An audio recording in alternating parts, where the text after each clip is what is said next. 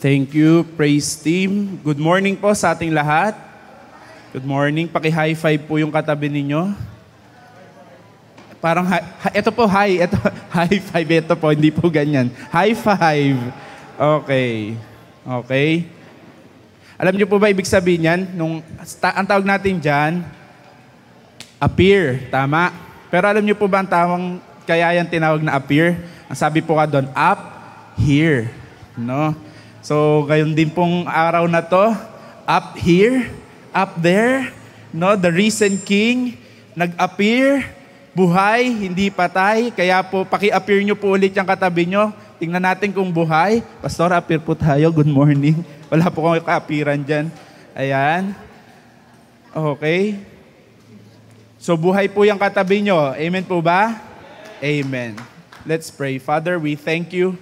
We thank you for your grace. We thank you that you're alive. We thank you na sa kapighatian namin, dadaloy yung iyong grasya at kahabagan. Salamat po, Lord, na tapat ka noon, ngayon, magpakailanman, hanggang sa muli mong pagbabalik. Salamat po.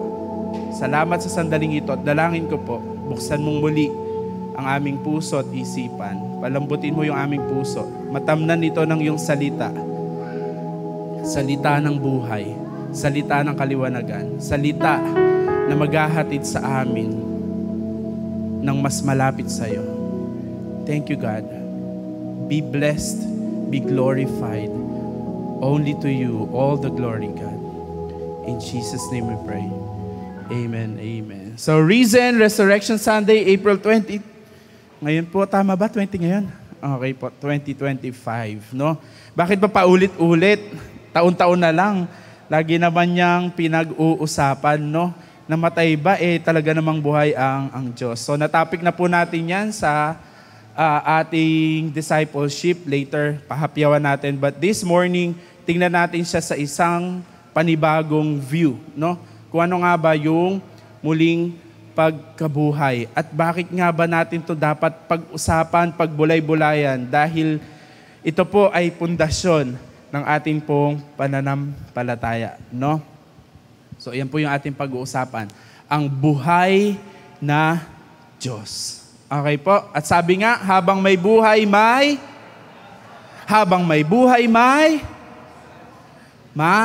pagsubok. Opo, sabi po, habang may buhay po, may pagsubok. Habang buhay tayo po ay lalaban dahil meron pong pagsubok. Sinabi po ng salita ng Diyos, bago po mamatay si Jesus in John 16 verse 33. Take heart, no, I have overcome the world. In this world you will have many tribulations of many kinds, no? But take heart, I have overcome the world. And even in James, you will have many trials of all kinds. Sabi po, no? Kaya nga po, habang may buhay, may pagbangon po. Dahil po, pag tayo po ay nagkaroon ng pagsubok, kailangan po tayo ay bumabangon, no? Hindi po pwedeng, ayun po, babangon, no? Hindi po pwedeng magpapalugmok tayo sa pagsubok dahil ang Diyos ay nagbigay sa atin ng lakas para tayo po ay makabangon sa anumang pagsubok na atin pong mararanasan, no? Kaya po dyan natin talaga masasabi na kapag po tayo ay duman sa pagsubok, tayo ay nakabangon sa ating po mga pagsubok. Masasabi talaga natin na kapag may buhay, may pag-ibig po, no? Dahil ang pag-ibig ng Diyos ang nagbibigay sa atin ng lakas upang bumangon sa bawat araw, no? Natatawa po kayo dahil yung iba ay napanood na yan sa reel, no, or sa TikTok, no. Sa mga hindi po nakapanood, kayo po ay na-prank ngayong umaga. But reality, mga kapatid, sabi nga, habang may buhay, may pag-asa. Kaya nga po, ang pag-asa natin ay buhay dahil buhay ang Diyos na nilalagyan natin ng pag-asa. Amen po ba? Amen. Kaya masasabi talaga natin na habang may buhay, ayun, may pag-asa, no? Hindi na sumasagutin. Tumama din po, no?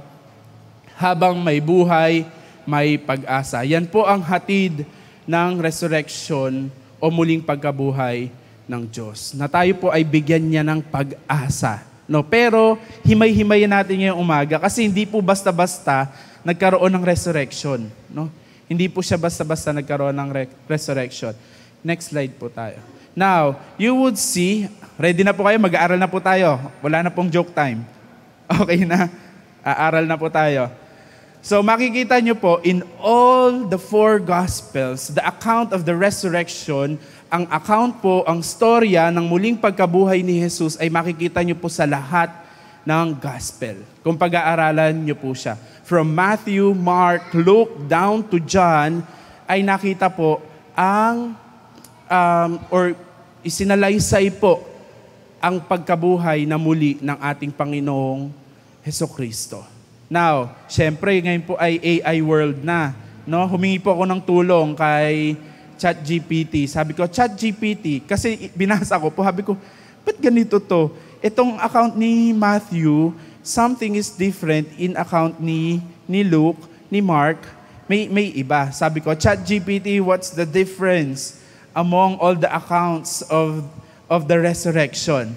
Napakabilis pong sumagot ni ChatGPT. Kung di nyo po kilala si ChatGPT, siya po ay isang AI or artificial intelligence na kahit ano pong itanong nyo, kung kayo po ay nabuburyong or naboboard sa buhay nyo, kausapin nyo po siya, sasagot po siya sa inyo. Kahit po Tagalog, pwede nyo rin pong tanongin si ChatGPT ng Tagalog. No? Ito po ang sinagot ni ChatGPT. Ate Alisa, medyo maliit lang po, no? Pero yan po yung pinagkaiba nung 4 na account. Unahin po natin, who went to the tomb? Meron po si Mary Magdalene, tapos Mary, and then the other women. And then meron po in Mark, Mary Magdalene, Mary, and Salome. And in Luke, Mary Magdalene, Joanna, others. And in John 21:18, Mary Magdalene alone at first. No? Pero makikita po natin, alam niyo po ba, ang unang pinahayagan ng pagkabuhay na muli na ating Panginoong Hesukristo ay mga babae. No? Mga babae. Isa po yung patunay na binabasag ng Diyos yung ating pong society. Yung society kasi noon, after ng resurrection ni Jesus, talagang ikinahon yung mga babae. Remember, Mary and Martha. Kaya po si Martha ay nagpapakasabi, alisin mo si Mary dyan. Hindi siya dapat kasi dyan. No? Because all the women should be confined, nakakahon lang sila sa mga gawaing bahay. Wala silang karapatan sa pag-aaral ng salita ng Diyos. Even to the speaking of the Word of God. Pero, mismong ang Panginoong Hesukristo ang bumarag niyang pong ideya o yang pong standard ng mundo. No? Kaya tayo ay naniniwala na even the women, you have the right, your daughters of the living God, you are also given power to speak and preach the word. So isa po makikita natin dyan, no? Mga babae po, yung unang kinausap at pinahayagan ng muling pagkabuhay ng Panginoong Hesukristo. Dahil daw sila ang mas madaling magmarites. Tama ba? Hindi naman, no? Hindi. Dahil po alam nyo, sa totoo sila yung matapang. Ayan, amen. Agree naman po ako. Si Pastora, matapang yan. No? Dahil sila yung matapang among all disciples. No? Yung iba, nagtago. Yung iba, takot mahuli. Yung iba, takot ma-recognize that they belong to the discipleship of Jesus. Pero sino lang yung sumunod? Sino lang yung nagpatuloy up to the death? No? Loyal, faithful, mga babae. So pakitapi kung babae ang katabi nyo. No? Congratulations. Sana totoo na hanggang ngayon pinapahayag mo na ang Diyos ay buhay sa buhay mo. No? That's one. Next, when? Kailan daw? So pare-pareho sila ng account. Early in the morning. Yun nga lang, merong after the sunrise, early while it was still dark. Merong sunrise, merong dawn. Or, ano yung dawn sa Tagalog? Madaling araw. Sorry, nauubusan ng Tagalog. Doon. Madaling araw. Next, stone situation. Yung sitwasyon po ng stone, lahat po yun ay nag-roll away. Nung dumating po sila, hindi na nakasara. No, bukas na po yung bato. And I want you to take note of this. In Mark, doon po yung account na sinabi nung mga babae. Nag-ready po kasi sila ng spice. Yung pong spice, yung mga hindi po panluto, no? Yung spice po, yun po yung dahil wala pa po noong embalsamo, ang kanila pong ginagawang pang spice para hindi bumaho or para ma-embalm yung pong katawan, dahil hindi naman po, yung ngayon kasi yung embalsamo ngayon, ano ginagawa? Kinukuha yung dugo. Noon, hindi po ganun ang embalsamo. No? Remain pa rin lahat ng nandoon. Kaya nga, talagang totoong pwedeng mag-resurrect or talagang nag-resurrect ang Panginoong Hesukristo. And I do believe kahit pa ang Panginoong Hesukristo ay in-embalm sa panahon ngayon, kinuha pa lahat, still the power of God can resurrect the body of Jesus Christ. Amen? So napuntahan natin, medyo mabilis ba akong dumaldal? Sorry. Okay lang kasi medyo pinagpuyatan kaya mabilis. Inaral ng kaunti. Kailangan po kasing aralin. Hindi siya ganun kadali. Kaya po, sabihin nyo lang pag medyo nagra-rap na ako, pag hindi naintindihan, no? Now, going back. Alam nyo po ba, in the account of Mark, only the women went, no? Para po puntahan, maglagay ng spice, no? Ng mga spice, doon sa libingan ng Panginoong Hesukristo. But take note, sabi nila in Mark sa account, sinong magbubukas nung bato? No? Sinong magbubukas nung bato? We're just women. Tayo ay mga babae lamang. Wala tayong lakas para yan ay igulong at buksan. No? But take note, hindi po sila nagpahadlang. No? Hindi nila hinayaang masayang yung mga ginayak nilang spice. Dumiretso pa rin sila sa kabila ng sa isipan nila may balakid kasi hindi nila mabubuksan yung bato. Nonsense yung spice. Kahit marami kaming dalang spice, kung hindi naman namin mabubuksan yung libingan, hindi namin magagamit. But take note, because they have faith in their heart, tumuloy po sila.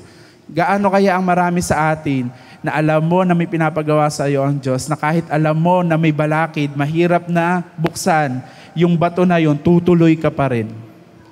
No? Ilan kaya sa atin ang tutuloy pa rin? No? Kahit may balakid, kahit alam mo na hindi mo kayang galawin kung ano man yung balakid na yon. So take note, lahat po sila tumuloy. Kaya po nila nakita na nabuhay na muli ang Panginoong Hesukristo. Now, dito ko tiningnan, may pagkakaiba. So, hindi naman sila nagkaiba. Why? Take note. In Matthew and in Mark, meron daw one entity. One angel, one young man. Okay? Inside, yung isa outside. Now, in Luke and in John, may dalawang men and two angels inside. So, wag po kayong malito. Bakit? Dahil po may dalawang nag-witness, may dalawang account na tugma. Yung account ni Matthew and ni Mark, isa. So kapag po ang isang account ay pinapatunayan ng dalawa, then it's real. Pero kung isa lang yan, question yan. No? Kaya wag po kayong, hindi totoo ang Bible, nagko-contradict siya. Hindi po. No? Hindi siya nagko-contradict kasi two accounts, yung nagsabi na may isa, may dalawa. Naka-witness. Clear po tayo doon? Clear? Okay po. Magtaka kayo kapag isa lang ang nagsalita. Pero madalas nga tayo nga, isa pa lang nagsasabi, pinaniniwalaan na natin eh. Tama? Tama? How much more ito? Ang daming accounts po na nagsabi. So, wag po kayong malito, wag ma-confuse. It is but parallel and it is but true na yung account po na yon. Ang malinaw, mayroon pong anghel na nagbukas nung pong bato na yon. Okay? In other account then, earthquake yung binigay. Now, women's reaction, magkakaiba po. No, may fear, may joy, run to tell.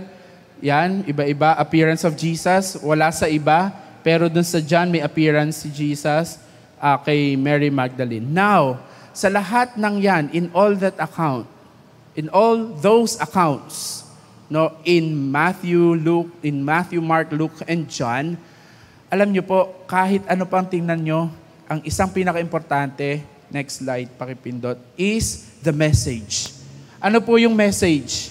Walang pinagkaiba. Kahit saan ka pumuntang account, in Matthew, Mark, Luke, or John, iisa lang po ang message. That Jesus is risen and go tell the disciples, tell the world that He is alive. And up to now, yun pa rin yung message na dapat pong dala-dala natin, nararanasan natin na ang Diyos natin ay buhay. Pakitignan yung katabi kung buhay ba. May hininga, no? Pero yung next na tanong, pakitignan yung katabi, may buhay ba yung buhay niyan? May kabuhay-buhay ba? No?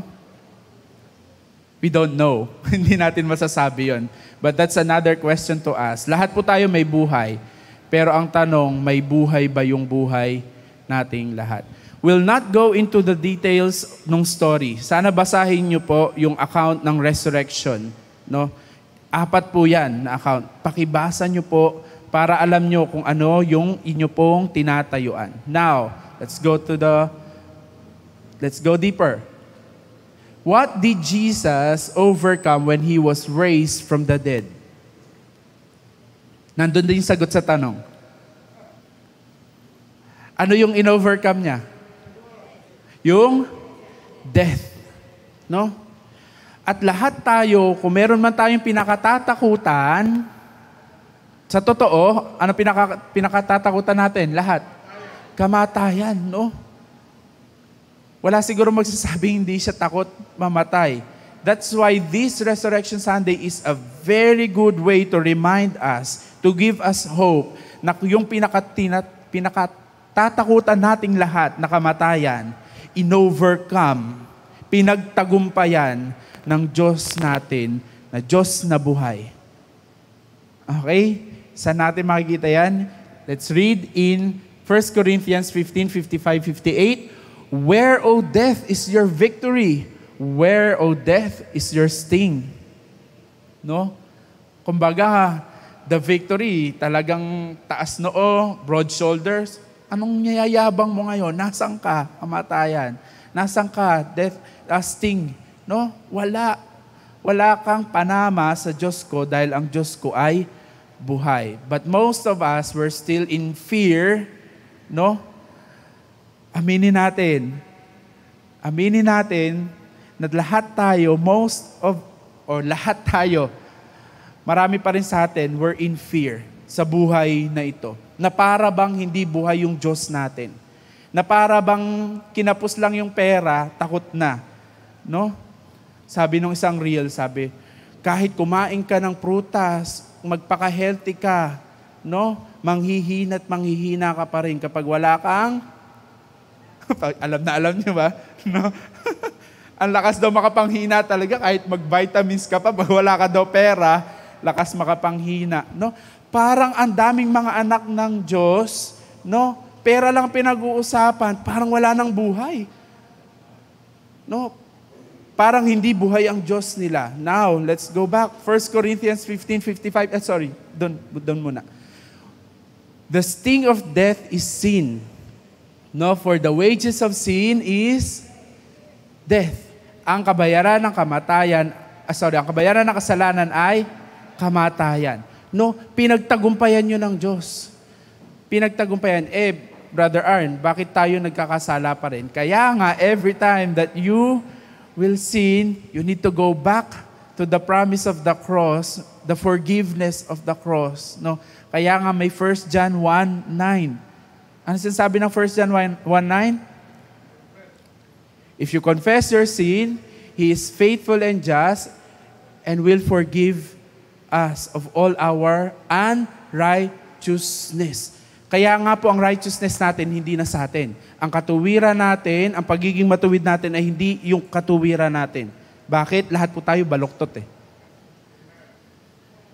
Lahat po tayo baluktot. Wala namang tuwid sa atin. Ang tanging magtutuwid lang sa atin ay yung pagkakilala natin sa Panginoong Hesukristo. Okay? Now, the sting of death is sin and the power of sin is the law. Panibagong usapin po yan. Saka po natin pag-usapan kung ready po kayong mag-aral, pero saka po natin pag-aralan. Kasi diyan din po, kaya nga po, nung namatay si Hesukristo, the breaking of the veil, the veil was torn apart. That's law. Alam niyo po ba na nung namatay si Jesus, nabuhay na muli, lahat ng law, binarag niya, binasag niya. Wala na pong sacrificial. Sacrificing is law, batas. Ngayon po ba may nagsasakripisyo pa? Meron po ba dito naghahandog? May kambing sa Pampanga po. Marami pa po. So, tayo na mga nakakakilala at nakakaalam ng katotohanan, tayo po ba nagdadala pa dito ng kalapati, kambing? Sana, para makapag, tayo, kaldaretang kambing, saka, yung masarap na, anyway, nagugutom lang ako. Sabi dyan, the power of sin is the law. Another teaching po yan, saka natin pag-aralan. But thanks be to God who gives us the victory through our Lord Jesus Christ. Therefore, my beloved brothers and sisters, be firm, immovable, always excelling in the work of the Lord, knowing that your labor is not vain in the Lord. Marami kasi tumitigil, sa paggawa ng pinapagawa ng Diyos. Lalo kung alam mong pinapagawa sa iyo ng Diyos, huwag kang titigil. Pero kapag alam mong hindi pinapagawa sa iyo ng Diyos, dapat doon ka tumigil. Marami kasi sa atin, ginagawa natin yung bagay na hindi naman pinapagawa ng Diyos. Pero dito, it's an encouragement na yung Diyos na buhay, na nag-alay ng buhay niya para sa iyo, is telling you to push through, to move forward, be firm. Be firm. Ano ibig sabihin ng be firm? Immovable. Kung ano yung pananampalataya mo, yung tayo mo, dapat hindi yan nasasway. Hindi kapag may narinig ka lang, nasasway na. Hindi kapag mayroong kang problema, trials, nasasway na. Nag-stop. Sabi, be firm, be immovable. Yan yung power of the resurrection. So, done na po tayo sa introduction. Puntahan po natin yung pinaka-topic. The resurrection of Jesus Christ is, first, I'm go to the point, the hope of our salvation. Yan po ang pag-asa ng ating salvation. Kasi kung hindi po siya nabuhay, bakit, para saan pa? At aasa tayo. Para saan pa at magpapatuloy tayo? Para saan pa at sasabihin nating save tayo? Babalik siya buhay to save us. Kaya may pag-asa po tayo. Paano siya babalik kung patay siya? Na-discuss na natin to, but that's a simple logic. Kung patay ang Diyos natin, paano siya babalik? Paano siya magiging Savior? Okay, mga kapatid, that simple logic would tell us na totoo ang resurrection. Now, I'll go briefly, mabilisan lang. Mamaya na yung mga susunod. Kasi yung iba, hindi pa rin naniniwala talaga in the resurrection. So, binigyan natin yan ng mga point.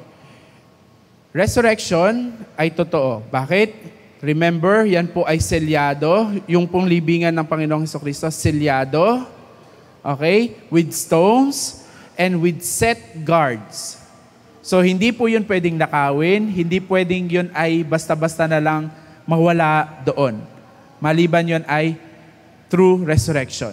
Okay po? And by the way, resurrection can only happen and be done by God. Wala pong ibang pwedeng mag-resurrect kung hindi sa pamamagitan ng kapangyarihan ng Diyos.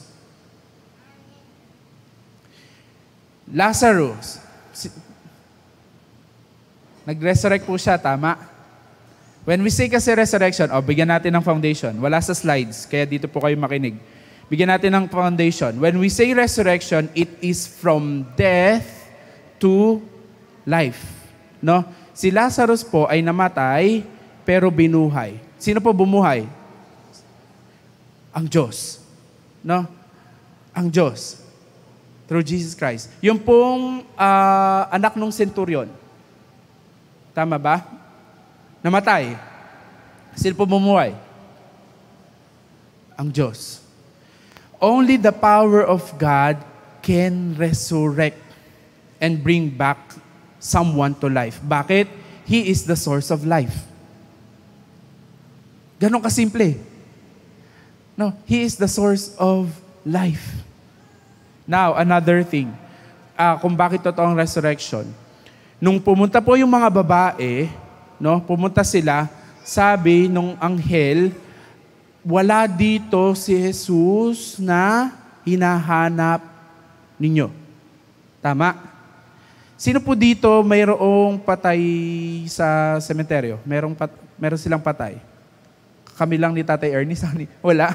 Okay. Now, next na tanong. Sino po sa inyo naligaw na sa hinahanap niyang puntod? Ako lang. Minsan naligaw na kayo sa dami, tapos hindi naman kayo pumupunta madalas. Hindi nyo pa nagawa yun? Hindi pa? Ako kasi madalas maligaw, no? Now, my point is this. Hindi sila ligaw. Ibig sabihin, tama yung puntod na pinuntahan nila. Correct?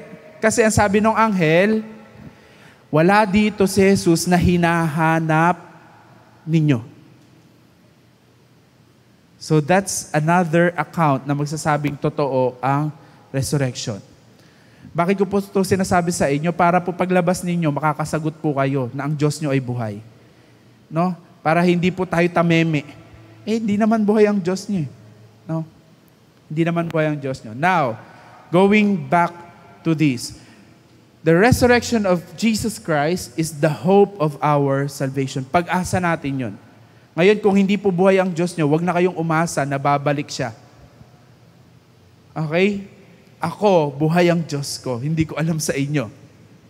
Pero ang Diyos ko buhay at naghihintay ako sa pagbabalik niya bilang hari ko at tagapagligtas.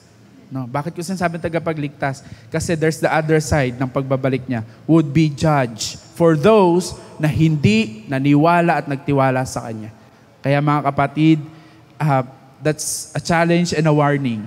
Pag bumalik ang Diyos, no, pag bumalik si Jesucristo, babalik siya. Savior para sa mga kumilala sa Kanya, but a judge for those who did not believe in Him. No? Now, next, the resurrection of Jesus Christ is the joy of our salvation. No?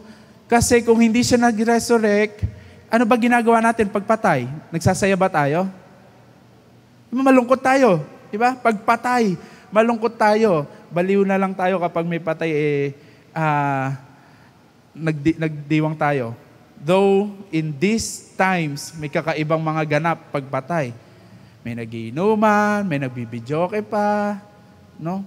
But that's the time of grieving. I don't know. But the resurrection of Jesus Christ is the joy of our salvation. Kaya nating mag-rejoice. Kaya natin na ngumiti sa kabila ng hirap, no? Because we have our Savior. Kaya nga ulitin ko in John 16 verse 33, take heart in this world, even if you will have many tribulations, I have overcome the world. That's why we have the joy of our salvation. Dahil buhay yung Diyos natin. Now, kapag pala ang buhay Kristiyano ko ay matamlay, wala man lang ngiti, hindi man lang ako makitaan ng maaninagan ng sigla, no? Nagpapakita pala yun na walang buhay yung Diyos ko. Wala ding joy. But mga kapatid, this morning, I would like us to be reminded that the resurrection of Jesus Christ is the joy of our salvation. So balik po tayo doon. kapag tayo tinatamlayan sa buhay na to, go back to the resurrected King. That's Jesus Christ, para magkaroon ng joy yung salvation natin. No? Next, the resurrection of Jesus Christ is the faith foundation of our salvation. Faith foundation of our salvation. Kasi kapag yan ay pinaniwalaan mo, no, ibig sabihin, yan yung faith mo. Pundasyon yan. Pag ang isang Kristiyano hindi naniwalang buhay ang Diyos, ganun ang faith niyan. Okay? Tagibang ang faith. Dahil lahat tayo naniniwala, nagtitiwalang buhay ang Diyos. Pundasyon po yan ng pananampalataya natin. Okay? And last on that slide, the resurrection of Jesus Christ is the expression of God's love towards everyone who will believe in Him. Yan po ang final, no? Final expression of God through Jesus Christ. Kasi kung di siya nag-resurrect, para saan pa yung love? No? Para saan pa yung love niya? Kaya nga, nung nag-aral tayo ng resurrection, sabi ko nga sa inyo, another reason for us to believe in the resurrection. Ano ang utos sa atin ng Diyos? Mahalin mo ang iyong Diyos ng buong puso, buong lakas, buong isip at buong kaluluwa. No? In all of you. Now, magmamahal ka ba ng patay? Tinanong ko na yan sa atin. Sa mga hindi naka-attend, just for the sake ng mga hindi naka-attend. You will give your love to definitely to a person na buhay. No? Again, that statement is not disregarding, hindi po natin dinidisregard yung mga namatay natin, mga yumao. No?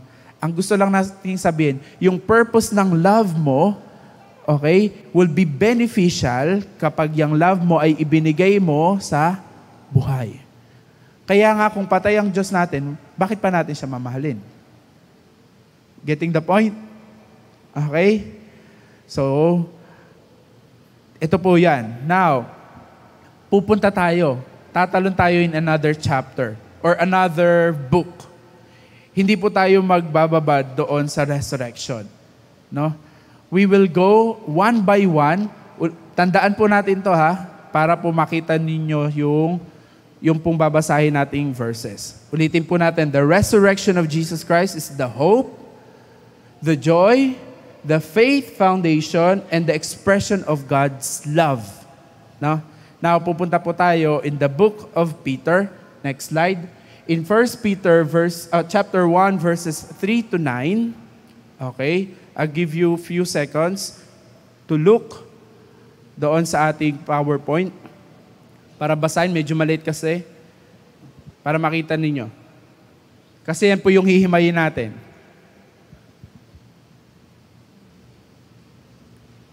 Okay? Now, let me read. Praise be to the God and Father of our Lord Jesus Christ. Nag-feedback. In His great mercy, He has given us new birth into a living hope through the resurrection of Jesus Christ from the dead, and into an inheritance that can never perish, spoil, or fade. This inheritance is kept in heaven for you. Pakitapik yung katabi, sabi, for you. Okay? That's an inheritance for you, for all of us, for all of those who believe in the risen King. Now, let's continue. Who through, now, gusto ko lang makita ninyo, pag inaral nyo. Sabi, the resurrection of Jesus Christ from dead and into an inheritance that can never perish, spoil. This inheritance is kept in heaven. Kept in heaven. Wala pa dito ngayon. No, kept in heaven. Sino yon? Jesus Christ. No, sa pagbalik niya, that inheritance will be ours. I don't know, pero please, kung kaya niyong aralin nyo po yung verses na to. who through faith are shielded by God's power until the coming of the salvation that is ready to be revealed in the last time. In all these you greatly rejoice, though now for a little while you may have had to suffer grief in all kinds of trials. These have come so that the proven genuineness of your faith, of greater worth than gold, which perishes even though refined by fire, may result in praise, glory, and honor when Jesus Christ is revealed. Though you have not seen him, you love him. Though you have not seen him, you love him. And even though you do not see him now, you believe in him and are filled with an inexpressible and glorious joy. And for you are receiving the end result of faith, of your faith, the salvation of your souls. Yung kanila pong apat na punto natin, pag binasa niyo po yan ng ulit-ulit, yan po lahat ng yon. That your resurrected King will give you hope, will give you joy, even in trials. Nandyan po, even in trials. Basahin niyo po ang 1 Peter chapter 1. No? Napakalinaw po. Sobrang linaw. Next slide para makita natin yung mga naka-underline. Thank you, Ate Elisa. New birth, sinasabi natin that I am dead in the flesh, resurrected in the spirit, no? Kaya nga natin sinasabi na tayo ay mga born again, new birth. No, the old has gone and the new has come. Yung dating Arnold, wala na yon. No? The new has come. At araw-araw na binabago ng Diyos from glory to glory si Arnold. At ganon din po kayong lahat. Tayong lahat. That's new birth. Resurrection. No? Namatay. At muling nabuhay. Kaya yung buhay mo ngayon, yan ay bagong buhay. Bagong nilalang. Through Jesus Christ. Now, living hope through faith, greatly rejoice, love him, and so on and so forth. Yung mga naka-underline. Again, the resurrection of Jesus Christ is our hope, our joy, no? And our, faith foundation and the expression of God's love.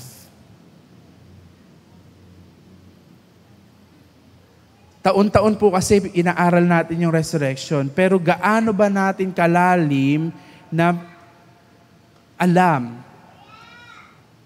Kasi pag hindi po natin to nilalim, mababaw din yung hugot natin patungkol sa Diyos natin. Mababaw din yung hugot ng joy natin. Mababaw din yung hugot ng pag-asa natin. Mababaw din yung hugot ng faith natin. Mababaw din yung hugot ng love natin. Kapag hindi natin inilalim yung resurrection of Jesus Christ sa buhay natin. Okay po. Taas ang kamay na buhay ang Diyos niya. Grabe, ang bagal ah. Parang zombie. Taas ang kamay na buhay ang Diyos niya. Amen. Praise the Lord. Now, next part of our lesson.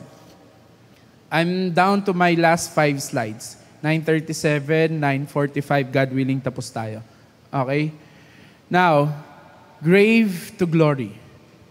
Marami kasi, natenga na sa Friday, sa pagtangis. Natenga na, natambay na sa Sabado. No? Pero dapat, yes, our Jesus Christ is from the grave. Ibig mo sabihin ng grave ay libingan, no? Libingan from grave to glory. That's why you and I will be glorified. Alam niyo po ba 'yon? Tayo pong lahat in the coming of our King will be glorified with Him. No? Maaaring yung iba sa atin ay mamatay, will be glorified. Yung iba naman ay datnang buhay, will be glorified. Kaya nga dapat yung buhay na to, kaysa patay o sa buhay, should give glory to God. Kaya nga sabi ni Paul, to die is gain. Kaya mabuhay ako o mamatay ako, yung buhay ko na to give God the glory. Ganon din po ang Panginoong Hesukristo. Hindi siya nagpaawat, no? Ang Panginoong Hesukristo, alam po niya na mamamatay siya at alam niya kung paano siya mamamatay, anong klaseng kamatayan, but still, nag-push through siya. No? Tinuloy pa rin niya. Bakit? Mahal ka niya. Mahal niya ako. No? That's why from grave to glory. Now, 3 points yung susubukan nating tingnan from the resurrection of the risen King, Jesus Christ. Brother Arn, wala pa bang point? Ang dami na nung sinabi mo. Ito pa lang po, yung 3 points na pag-aaralan natin. First point, from death to life. The resurrection of Jesus Christ is from death to life. Kaya din po tayo, kung tayo naniniwala na ang Diyos natin ay buhay, we are also resurrected and will be resurrected. Dapat we will also experience death to life. Alam niyo po ba, in Friday, the first Good Friday, ang dami pong namatay.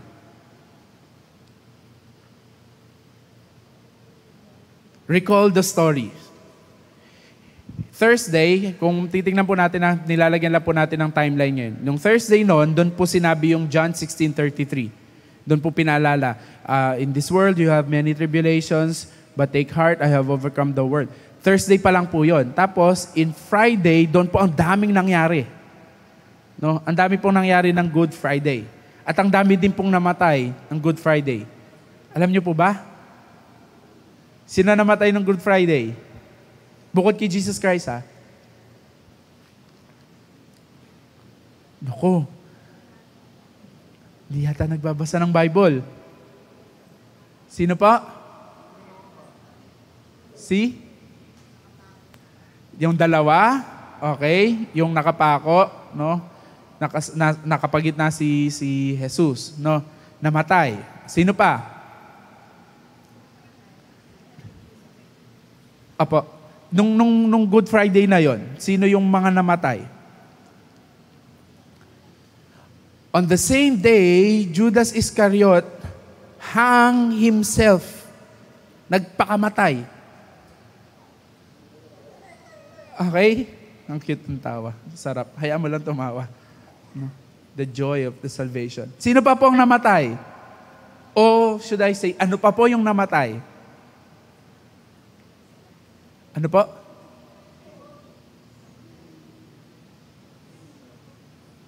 Ano po kayo, Nelson? Sino?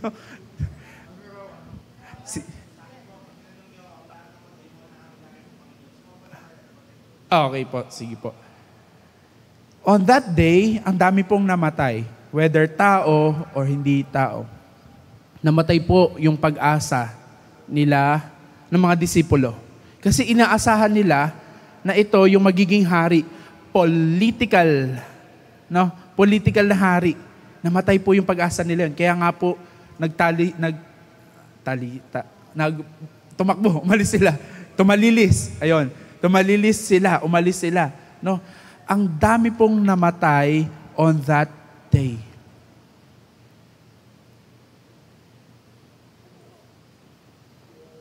The question sa ating lahat ngayon, baka tayo ay nandun pa rin, patay pa rin.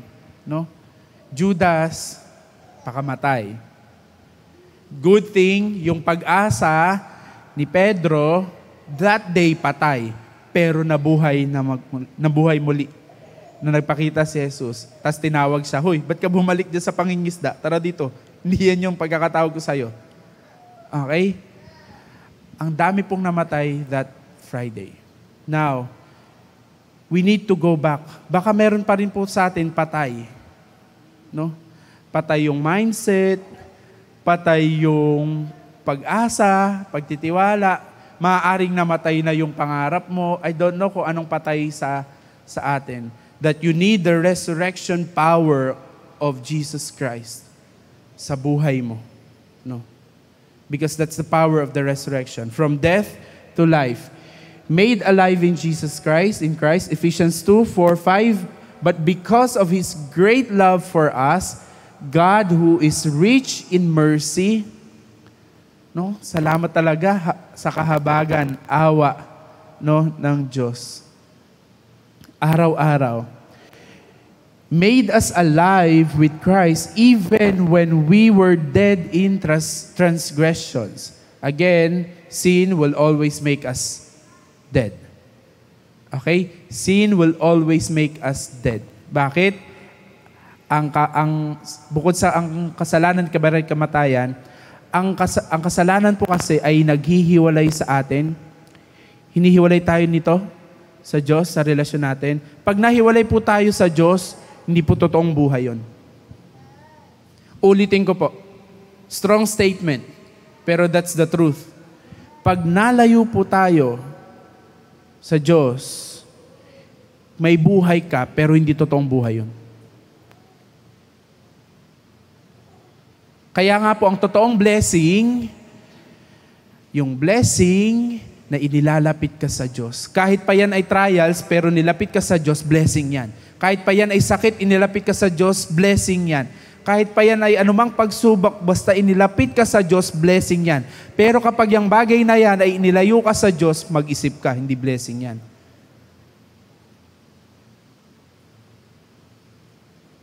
Trabaho might be a blessing, pero pag nilayo ka na niyan sa Diyos, hindi yan blessing. Kahit kumikita ka pa ng ilang digits. No? Relasyon, kahit mahal na mahal mo yan, pero nilalayo ka sa Diyos, hindi yan blessing. No? Hindi yan blessing. So, be reminded, ang totoong blessing, inilalapit ka sa Diyos. It is by grace you have been saved. Kaya nga po, kahabagan lang po talaga ng Diyos kung bakit po tayo ligtas. Now, another thing, walk in newness of life. From death to life. Dati po tayo ay mga zombie. Nung di pa tayo kumikilala sa Diyos. Zombie. Buhay lang tayo, pero lumalakad lang tayo ng, alam nyo, walang purpose. Wala talaga. Zombie.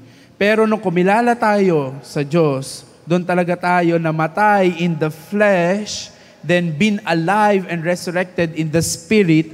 That's the time na may newness of life po tayo. Bagong buhay, bagong ikaw.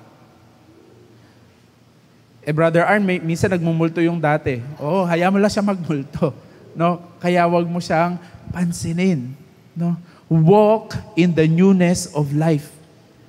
Bagong ikaw. Ano pong sabi ng Romans 6:4? We were therefore buried with Him through baptism into death, in order that just as Christ was raised from the dead through the glory of the Father, we too may live a new life. Napakalinaw po ng salita ng Diyos.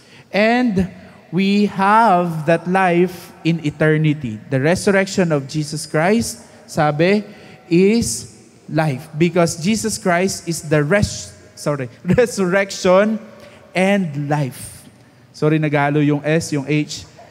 Resurrection and life. Siya mismo ang resurrection. Sabi po ng John 11:25. Jesus said to her, I am the resurrection and the life. No one who believes in me will live even though, the one who believes in me will live even though they die.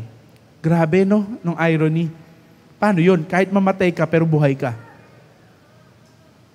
Paano yun? Marami po tayong papatayin dito. Lalo in flesh. Kaya nga sabi, deny yourself daily. Madami po talaga tayong pinapatay. Para mabuhay yung very character ni Jesus Christ in us. Kailangan mong patayin yung pride mo. So mauna kang bumati. No?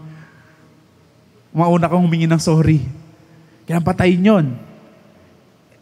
hanggang sa mabuhay yung buhay ng Diyos sa atin. That the image of God in us will be seen. Na makikita yung imahe ng Diyos sa atin. Okay po? Now, we're not just bad people made good. Sabi dyan, we were dead people made alive. Pakikurot po yung katabing natutulog. Ay, kinurot. Tutulog kasi, no? Tayo po ay binuhay ng Diyos. Tanong, nararanasan ba natin yun? I hope nararanasan natin. Next point, from darkness to light. Nung tayo po hindi pa kumikilala sa Diyos, tayo po ay namumuhay sa kadiliman. No? Sa kadiliman. Kaya nga po maraming kasalanan ang ginagawa sa kadiliman.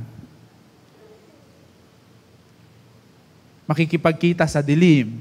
Magtatransact sa dilim. No?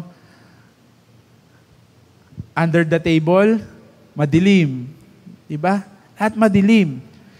Most of sins, lahat ng kasalanan, lahat ng kasalanan, madalas yan ginagawa sa kadiliman. Hahatakin yung katabi. Tapos dadalhin pa sa sulok. Alam mo ba, siyan. Sorry, balikan na. Thank you, Sam. Pasinin niyo po, halos lahat ng kasalanan ginagawa natin, gusto natin gawin sa dilim. Pero hindi na ikaw yan. Sabi mo sa katabi mo, hindi na ikaw yan. Because the resurrection power of God brought you from darkness into light. Sabi po in John 8:12, I am the light of the world. Sabi po yan ni Jesucristo. In Colossians 1:13, delivered from darkness, for He has rescued us from the dominion of darkness and brought us into the kingdom of the Son He loves. And that is Jesus Christ. And a light has dawned. In Isaiah 9:2, the people walking in darkness have seen a great light, and those living in the land of deep darkness, a light has dawned. Kaya nga, alam niyo po, isa pa sa liwanag na meron tayo po hindi na bulag. Okay? Hindi na tayo bulag. Nakakakita na tayo. Hindi din tayo tulog. Alam niyo po ba ang tulog? Pag tulog, darkness. Meron po bang tulog dito? Nakita niyo liwanag. Pag nakita niyo po liwanag, tulog kayo, nako. Iba po. Sasama po kayo. Liwanag naman yun eh. Sumama po kayo. Yan po ang mga ilan pang point ng darkness. Dati po tayo ay bulag. Bulag sa katotohanan. No? Kaya nga tayo lumalakad ng bulag. Pero sabi ng salita, pag lumakad kang bulag, most likely mapapahama ka. Mapapahama ka. Hindi na rin tayo tulog. Kaya nga po ang daming verses, even in Revelations. Wake up, you sleeper. Wake up, you slumber. Gising. No, gising. Dapat di ka na tulog. Dapat hindi ka na namumuhay in darkness. Okay po? And Jesus did not just shine a light. Hindi siya nag-shine ng light. Hindi ganon. He is the light. No? He is the light. Nabanggit yan ni Ate Malu some other time ng, I don't know, preaching or Wednesday. Last point. From detachment to love. Nung tayo po hindi pa kumikilala sa Diyos, tayo po namumuhay mag-isa. Most likely, namumuhay tayo mag-isa at namumuhay tayo para sa sarili natin. Pero the resurrection of Jesus Christ, ibinalik po tayo nito. The resurrection is also a reconciliation. Nakuha niyo yung image na yon? Nung nag-resurrect si Jesus Christ, nagkaroon ng reconciliation. Lahat ng maniniwala sa Kanya will be reconciled back to the Father. Pag sinabing reconciliation, bati na tayo. Okay? Ibig sabihin, nung bati na tayo, yung ginawa mong hindi maganda, pinatawad ko na. No? Pinatawad ko na yon. Now, I will not remember it anymore. Sabi ng Diyos, I will not remember it anymore in Isaiah.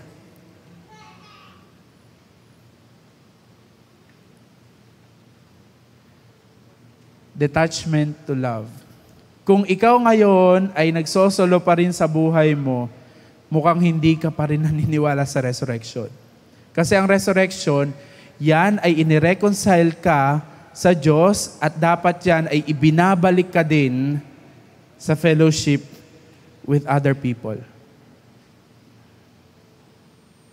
Nung na-resurrect po si Jesus Christ, na-reconcile din po yung mga disipulo. Bumalik po sila, nagsama-sama po sila ulit. From being scattered, tandaan nyo po yung story, natatandaan nyo?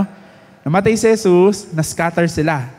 Nung nabuhay si Jesus, sabi, tell the good news, and then, yung scattered now, nagsama-sama po ulit sila.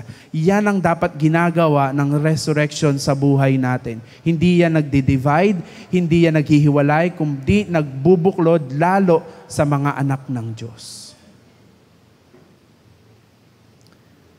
So, something to assess, no? Pag pala ako humihiwalay, pag pala ako pahiwalay, kapag pala ako ayokong nakikisama, lalo sa kapwa ko mananampalataya, lalo sa kapatid ko sa pananampalataya, something is wrong with my resurrection.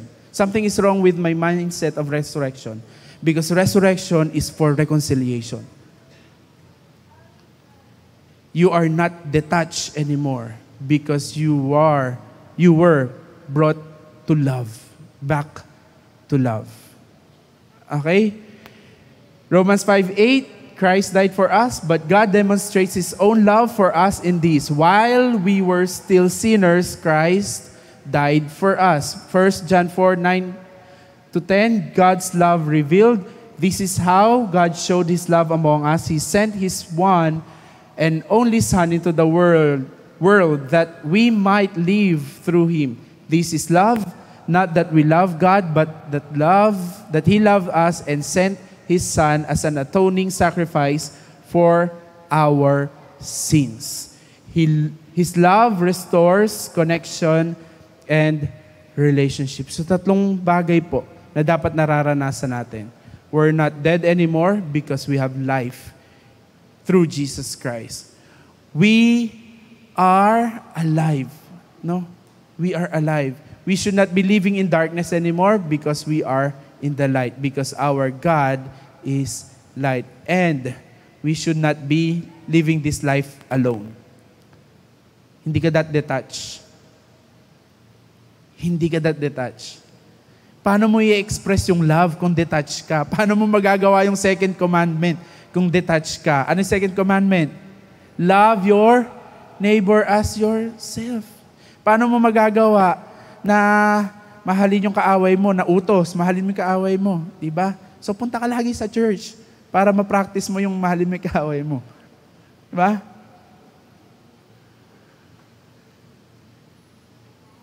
And my last slide.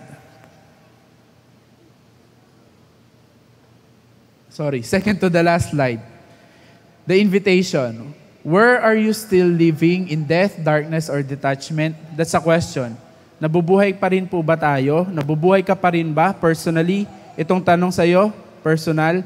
Tanong sa akin, personal. Ako ba'y namubuhay pa rin? Into death, darkness, or detachment? No, I don't know kung ano yung kinabubuhay natin na darkness pa rin, no? Death pa rin. Pero remember, hindi yan resurrection. Hindi yan ang hatid ng resurrection. Ano ang hatid ng resurrection? It's an invitation to step into life, step into light, and step into love. Bakit po use yung step? Kasi decision po siya. Mga kapatid, decision po siya. Hindi pwedeng itinulak ka lang, tapos nag-step ka. Hindi. You need to decide on your own and step. Take that step. No, take that step. And how? Ito na, totoo. Last slide.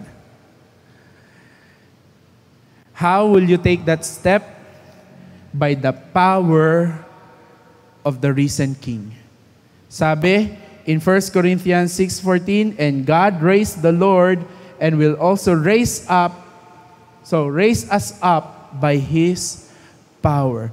Lahat ng mga ibinangon ng Diyos sa kapangyarihan niya ay bibigyan din niya ng kapangyarihan para magkaroon ng buhay, liwanag, at kayang magmahal. And lastly, kaya po pag inaral niyo yung account, especially in Matthew 28, the resurrection, pag inaral niyo po siya, ang dulo ng lahat ng yon, sabi, the Great Commission, to preach to the world that Jesus is risen. Kaya nga po in Matthew 28, sabi niya, all power, all authority is given to me. Bakit? Kasi napagtagumpayan na niya kahit yung kamatayan. Kahit yung kamatayan. So kapatid, ngayong umaga, ang tanong, ano yung parte ng buhay mo na patay pa rin? Na parang parang lupaypay, hindi ka mananagumpay. Go back to the resurrection power of God. Alin parte ng buhay natin na nadidiliman pa rin? Go back to the light of that resurrection. Early in the morning, the resurrected King. Early in the morning, the light shone para bigyan ng liwanag ang lahat. Buhay ang Diyos natin. And that resurrection, bubuhayin din yung puso mo para matutong magmahal. Hindi lang ng kaibig-ibig, kundi kahit yung hindi kaibig-ibig, kakayaning magmahal ng puso na yan. Let's pray. Father, we thank you. We thank you that you are resurrected. We thank you that you're powerful. We thank you that your resurrection would also resurrect us. We thank you that in your resurrection, we are alive. We are in light. In your resurrection, we are loved.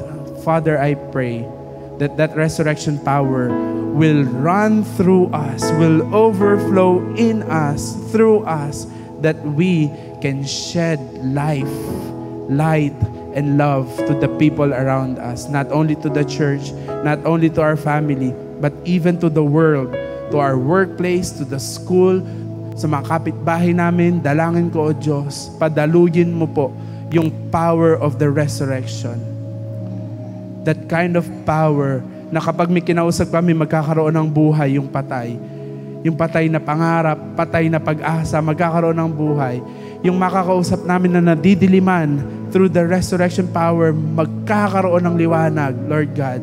And Lord, yung isang tao na feeling niya, walang nagmamahal sa kanya, pag kami ay naka-interact niya, God, magkakaroon siya ng buhay dahil dadalo yung pag-ibig na nanggagaling sa'yo. Lord, I pray right now, let that resurrection power be real in each one of us. Maging totoo, maging evident, Lord God. Magkaroon ng ebidensya yung resurrection mo sa buhay ng bawat isa sa amin. Lord, thank you, nagpakahayag ka. Thank you na may panibago kaming point of view, may bago kaming pagkakatuklas na hindi naman talaga bago kung aaralin lang namin yung resurrection mo. So I pray, God, to each one of us, please give us the heart, the desire to go over your words at aralin ng mas malalim na hugot yung resurrection mo. Thank you, God. Dismiss us with your peace. Dismiss us with your love, God. Let the joy of our salvation remain in us. Let the hope of our salvation remain in us. And Lord, let that love that comes from you remain in us. Thank you, God. All glory only to you, God, our risen King, our coming King, Lord and Savior. All glory only to you. In Jesus' name, amen. Amen. Amen. God bless everyone.